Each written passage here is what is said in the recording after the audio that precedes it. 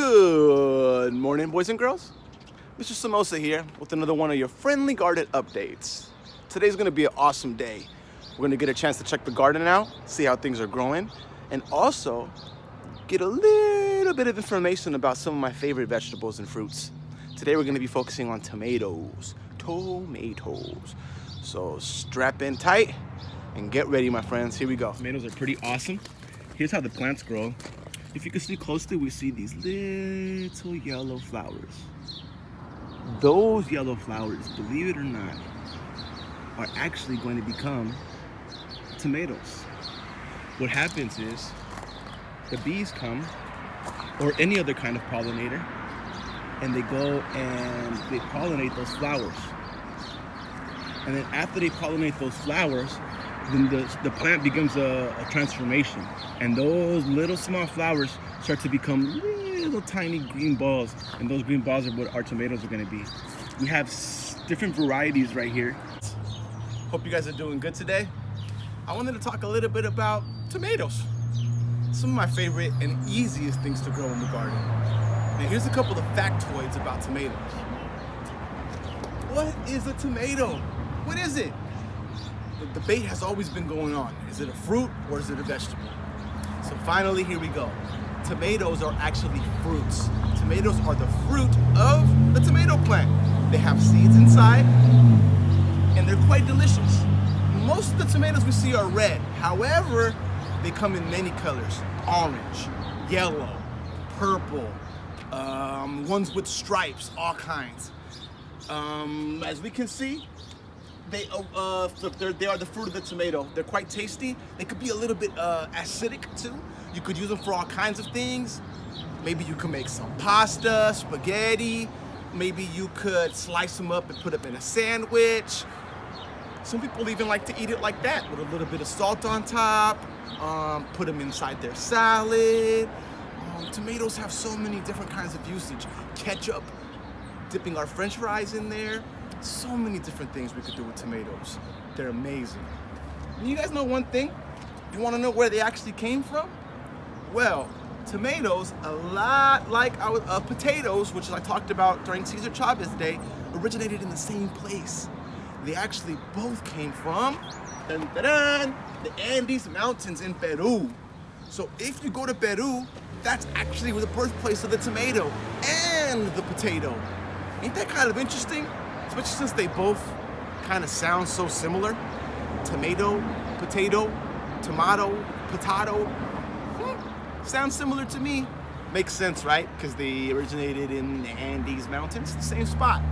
Now, the Aztecs, which were an indigenous group that primarily was around Mexico, but they also went all the way down to Central and South America.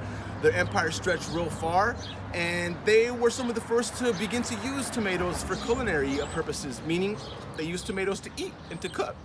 The word tomato is actually derived from an Aztec word, and the language of the Aztecs was called Nahuatl. It's called Nahuatl. And the word is tomato. See, that's T-O-M-A-T-L, tomato. So as you can see, it kind of looks like tomato, but it's the root word. So that's where actually tomato came from. And this actual word right here, tomato, is actually meant to talk about these little small green things. They're called tomatillos. And they kind of look like tomatoes, but they're actually from a different family. But you could use them to make salsa, and it's quite delicious. They're green. Do you want to know how many different types of varieties of tomatoes there are? I think I just showed you on the video. We had about 4 or 5 or 3 or 4 that I got a chance to show you the little small sign. Well, in reality, there's actually 7,500 different tomato varieties around the world. And they're always inventing more by crossing and mixing and matching, creating brand new varieties. Tomatoes have a certain vitamin or a nutrient. It's called lycopene. Once again, lycopene, and that is a very, very, very, very good thing for us humans. It helps our heart, and it helps protect against certain cancers. So make sure to eat plenty of tomatoes so you can get plenty of lycopene in your system and be nice and strong. There are 2 different types of tomato plant, and here's what I wanted to talk about today. two different kinds. One is called determinate, and the other one is called indeterminate. And what that means is this. Determinate is a tomato plant that has a determined height that it's gonna grow. It's not gonna grow any higher than that. Once it grows, it's gonna let out its tomatoes, and it's just gonna focus on making the best tomatoes it can. That's called determinate.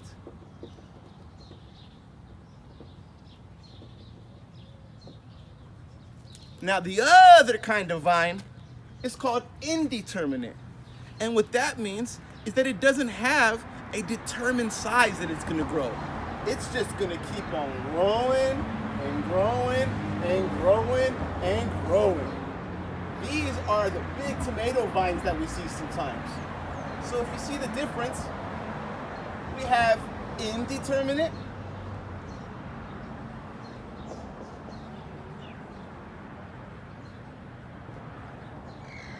which basically means there is no determined, it's indeterminate, so it keeps going and growing and growing and growing and growing. And then we have a determinate, which is only gonna be a certain size and that's it. It's very important to understand what kind of tomato plant you're growing. The reason you need to understand this is it's gonna help you to support it the best way so that it can grow the best way and you can get the most fruit from it. There's different kinds of cages, tomato cages that they have for different kinds of bushes. If it's gonna be a determinate one and it's only gonna be a certain size, then you're gonna need a certain type of cage to make sure that it can hold all of that bush. If it's going to be an indeterminate one and it's gonna vine and snake, you're gonna have to be able to put different trellises or different structures and foundations to hold the vine as it creeps and creeps and creeps along. This is also a good opportunity for you to trim back and kind of control the different bushes that you have. And I'll give you some examples right now. We can go back and film in a little bit. But yeah, I want you to understand those two different kinds of vines, determinate and indeterminate. And those are both different.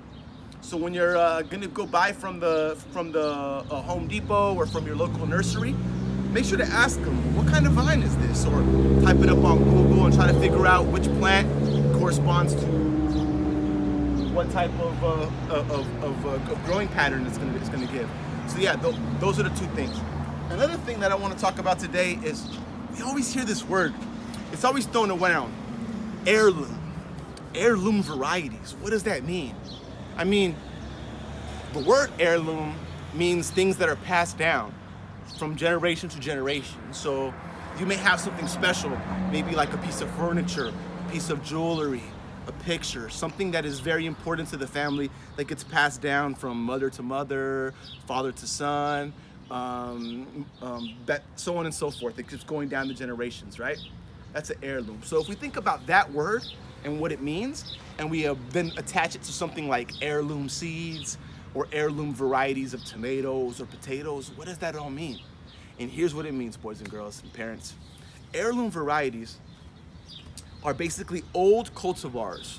They're old plants, old varieties of those types of plants that certain farmers or families have kept and they've maintained and they've grown year after year and kept those seeds and passed those seeds down from generation to generation. Those seeds are very special because those varieties in a lot of cases aren't readily available. Right now, the big thing that is seen throughout the United States when it comes to agriculture, or when it comes to us getting our different vegetables, are large-scale farms, huge farms. And on these huge-scale farms, they're growing a lot of the same varieties of tomatoes. It's a lot of the same thing. So what these farmers that are using heirloom varieties are giving us is the opportunity to sample some very special, very special fruits and vegetables that may not be readily available or may be actually going extinct in some cases. So I always recommend trying some heirloom varieties when you see them. They usually look different. They have these awesome colors and shapes and sizes, and the flavors are amazing. So I recommend trying heirloom. They're a lot different from the mass-produced produce that we see. A lot of times they're more small-scale farm, small farmers market type of thing. Hope you guys are doing good. I wanted to take this opportunity to show you some amazing varieties of tomatoes that we have here. As you can see, tomatoes grow in many different shapes, colors, and sizes. As a matter of fact, some of the varieties we have here, we're actually growing in our own garden back on school. So it's pretty awesome that we get a chance to see what they're gonna look like when they actually grow. So we have a couple varieties here that I wanna show you so we can check them out. These ones, they call them the Petite Medley, and they're very small. They're kind of like bite size. You can kind of just munch on them. And what's pretty cool about these is that these are all different colors. We got the red, yellow, orange, and like this purple one. These are all from the same family. Can you believe that? All tomatoes. These ones right here are called tomatoes on the vine. I wonder why they call it that. Why do you guys think they call it tomatoes on the vine? Yeah, maybe because they have this amazing vine. That's how they grow.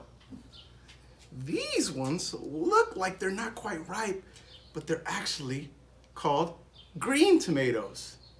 I wonder why. You could eat these just like that. Cut them up, fry them, cook them, so many different ways. These ones on the vine, we could put them in a sandwich. We could slice them up for a salad.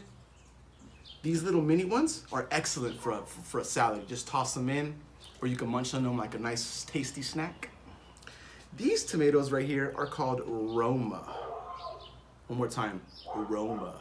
And instead of being circular, they kind of have like an oval shape. Kind of look like a little oval. And what's cool about these is that these are used for pastas, a lot in Italian cooking. These are my favorite. Now remember when we were talking about heirloom seeds? And we were saying that heirloom seeds are varieties that have been cultivated from farmers for many years. And the seeds have been passed down from generation to the next. That's what these are, and I'm very excited that I found some in the market to share with you. We had this amazing purple one from Mexico. It has like tiger stripes coming down the side. It's pretty awesome. This one almost looks like a bell pepper, or if you kind of look at it, almost like an orange. And if we look closely, it's actually a tomato. Another heritage seed. And look at this beautiful green one. Look how gorgeous that is. What's cool about these heritage ones is they don't look like the regular tomato. The regular tomatoes have been bred for many, many, many years to look a certain way, to make it easier to pick and to send to market. These ones are not the prettiest ones in the bunch, but let me tell you, they are the tastiest. These, my friends, are not actually tomatoes at all, but I thought that I would bring them because they're called tomatillos. Once again, tomatillos. And these are what the Aztecs called tomatls, tomatoes. And they're amazing. And we could actually make salsa out of these, and we'll do some cooking eventually too. Now, one last thing before we go. I want to slice some of these open so you can see what they look like inside. So check it out. We're gonna grab our little friend right here and slice them right down the middle so we can see how it looks inside. And if we look closely, inside of the tomato, we have the center that branches out almost like a T. And around it, we have two spheres, two half spheres, two circles, half circles. One half right here and one half right there. They almost kind of look like a crescent moon. One on this side, one on this side. And that's where the juicy pulp is and where the seeds is at. Quite tasty. I'm gonna slice one more open just so you can see that in reality, tomatoes, they could look so different, but they're actually quite similar. Let's go ahead and slice open this Roma right here. So we slice open this Roma and look at what we find inside. We find that same tea and we find the same spheres of the delicious pulp. So yeah, tomatoes, my friends, very healthy. They have lycopene, which is very good for our health, for our hearts, and to prevent certain cancers. They're very tasty. Some of them could be sweet. Some of them could be a little bit acidic. Put them in pastas, sandwiches, salads, all kinds of applications. Maybe make some homemade ketchup, all kinds of good stuff. So yeah, boys and girls, thank you so much for this awesome time. Hope you guys learned some great things about tomatoes. And thank you once again. Awesome.